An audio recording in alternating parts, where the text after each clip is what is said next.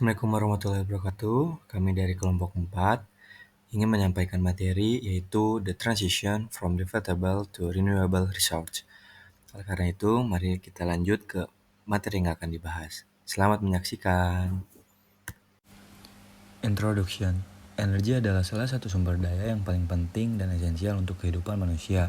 Salah satu energi yang dibutuhkan saat ini adalah minyak dan gas alam. Namun minyak dan gas alam termasuk sumber daya yang dapat habis dan tidak dapat diperbaharui. Oleh karena itu, dalam bab ini kita akan mengkaji beberapa permasalahan utama yang terkait dengan alokasi sumber daya energi dan mengeksplorasi bagaimana analisis ekonomi dapat memperjelas pemahaman kita tentang sumber permasalahan dan solusinya. Natural gas, from flash control to fracking. Some early history atau sejarah awal. Pada akhir 1974 dan awal 1975, Amerika Serikat menghadapi kekurangan gas alam yang signifikan. Penyebabnya adalah regulasi yang dimulai sejak 1938 dengan Undang-Undang Gas Bumi, mengubah Federal Power Commission menjadi Federal Energy Regulatory Commission yang bertujuan untuk menjaga keseimbangan harga. Namun, dampak yang diberikan adalah distorsi alokasi sumber daya, peningkatan konsumsi, dan transisi tiba-tiba dengan kerugian masa depan yang melebihi keuntungan saat ini bagi konsumen. Lalu ada fracking. Fracking adalah teknologi yang menggabungkan pengeboran horizontal dengan pemecahan endapan serpih menggunakan campuran air bertekanan tinggi, pasir, dan bahan kimia. Fracking ini dianggap lebih murah daripada proses ekstraksi yang lain. Pengenalan teknologi ini telah secara drastis meningkatkan produksi gas alam di Amerika Serikat. Fracking adalah contoh nyata dari dampak besar perubahan teknis dalam industri gas alam. Oil, the cartel problem atau kartel minyak. Nah, masalah kartel minyak ini seperti organisasi negara-negara pengekspor atau OPEC dalam bahasa Inggrisnya, Organization Petroleum Exporting Countries. Ini dapat mempengaruhi harga minyak dengan membatasi pasokan. Nah, dengan demikian, mereka dapat memperoleh lebih banyak keuntungan dari kelangkaan sumber daya yang tersedia dibanding dengan pemasok pesaing. Transisi monopolistik menghasilkan tingkat produksi yang lebih lambat dan harga yang lebih tinggi. Kartelisasi minyak secara historis terbukti efektif, dan 4 faktor utama yang memungkinkan terjadinya kartelisasi dan menguntungkan adalah: yang pertama, elastisitas harga permintaan, baik jangka panjang atau jangka pendek. Yang kedua, elastisitas pendapatan terhadap permintaan. Yang ketiga, responsivitas pasokan dari produsen yang bukan anggota kartel. Yang keempat, kesesuaian kepentingan antar anggota kartel. Nah, selanjutnya ada price elasticity of demand. Elastisitas harga permintaan penting karena mempengaruhi responsivitas permintaan terhadap harga. Faktor seperti peluang konservasi dan barang substitusi mempengaruhi elastisitas tersebut. Peluang efisiensi seperti jendela badai atau mobil hemat bahan bakar membuat permintaan lebih elastis terhadap harga. Ketersediaan substitusi membatasi kenaikan harga yang menguntungkan bagi kartel produsen. Bahan bakar murah dan menggantikan minyak bisa menjadi batasan harga. Jika kartel memiliki atau mengendalikan sumber-sumber alternatif, negara-negara konsumen akan beralih memaksa kartel menetapkan harga di luar pasar. Nah, yang kedua ada income elasticity of demand. Elastisitas pendapatan terhadap permintaan adalah faktor penting juga dalam analisis kartel minyak, karena menunjukkan betapa sensitifnya permintaan terhadap pertumbuhan perekonomian dunia. Ketika pendapatan meningkat, maka permintaan juga harus meningkat, memperkuat kemampuan kartel untuk menaikkan harga.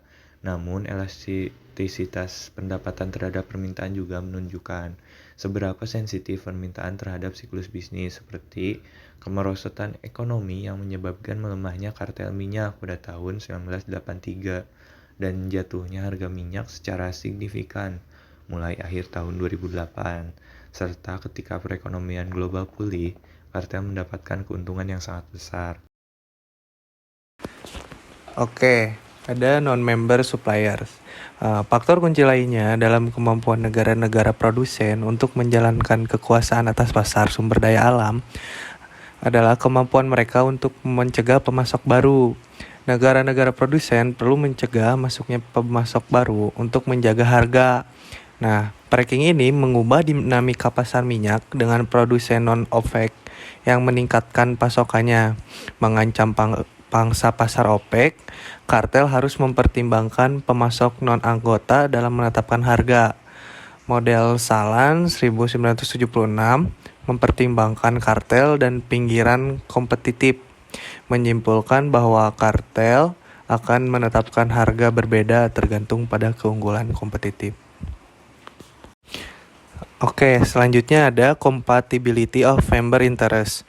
Faktor terakhir yang harus dipertimbangkan dalam menentukan potensi kartelisasi pasar sumber daya alam adalah kohesi internal kartel. Kohesi internal kartel penting karena anggota memiliki insentif untuk berbuat curang. Perselisihan harga dan output dapat mengancam stabilitas.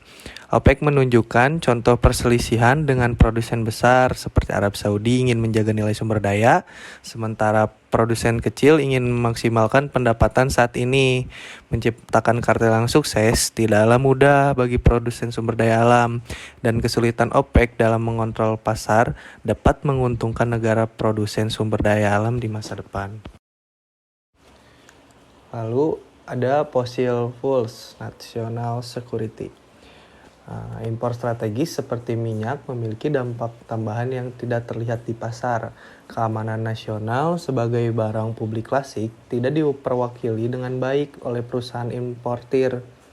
Penyerahan penentuan keseimbangan impor dan produksi kepada pasar sering mengakibatkan ketergantungan yang berlebihan pada impor, mengabaikan pertimbangan keamanan nasional dan perubahan iklim. Dalam alokasi yang efisien, produksi dalam negeri dan impor harus dipandu oleh pertimbangan keamanan nasional dan perubahan iklim.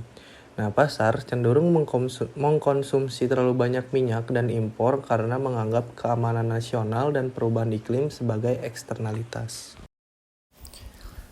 Electricity, the role of the vegetable resource and transitioning to renewables. Listrik semakin penting dalam energi global, didorong oleh teknologi untuk pemanasan, pendinginan, dan transportasi. Solusi jangka panjangnya adalah beralih ke energi terbarukan untuk mengatasi masalah iklim dan keamanan sosial. Bahan bakar selain gas alam yang paling banyak mendapat perhatian adalah uranium. Namun bahan bakar tersebut juga memiliki beberapa kontroversi. Sebagai bahan bakar transisi potensial yang digunakan di stasiun pembangkit listrik tenaga nuklir memiliki keterbatasannya sendiri, keamanan, dan ekonomi. Sehubungan dengan keselamatan, ada dua sumber kekhawatiran yang menonjol.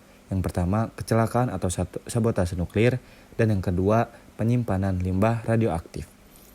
Kebutuhan energi harus dipenuhi dari sumber terbarukan karena ketersediaan bahan bakar habis dan dampak lingkungan yang tinggi dari bahan bakar konvensional. Energi terbarukan seperti hidro, angin, dan surya mengurangi ketergantungan pada fosil. Kombinasi sumber diperlukan karena keunggulan komparatif yang berbeda. Strategi termasuk seperti pajak untuk investasi dan penggunaan standar portofolio terbarukan dengan kredit energi terbarukan. Generator listrik dari sumber terbarukan dapat menghasilkan listrik dan kredit energi terbarukan, memberikan fleksibilitas dalam pemenuhan mandat dan menurunkan biaya kepatuhan. Electricity Energy Efficiency. Bagian ini membahas kebijakan efisiensi energi yang semakin ditekankan, dengan fokus pada pengurangan pemborosan energi di unit hunian sewa. Kebijakan tersebut bertujuan untuk meningkatkan efisiensi energi dan mempromosikan penggunaan sumber daya baru dalam pembangkitan listrik. Sumber energi ditargetkan untuk daerah yang menghadapi kendala transmisi, untuk mengurangi biaya dan memperluas jaringan listrik. Tetapi, ada studi yang menunjukkan bahwa kebijakan efisiensi energi mungkin kurang efektif karena adanya efek rebound. Yang dimaksud efek rebound di sini, misalnya lampu LED yang lebih efisien dibandingkan lampu pijar. Karena lampu LED lebih hemat, biaya listrik untuk penerangan menjadi lebih rendah. Akibatnya, pengguna mungkin terdorong untuk menggunakan lampu lebih lama atau menambah jumlah lampu yang dinyalakan. Peningkatan penggunaan ini bisa saja melahap sebagian atau bahkan seluruh penghematan energi yang didapat dari teknologi lampu LED. Namun tetapi dapat memberikan dampak positif pada kesejahteraan.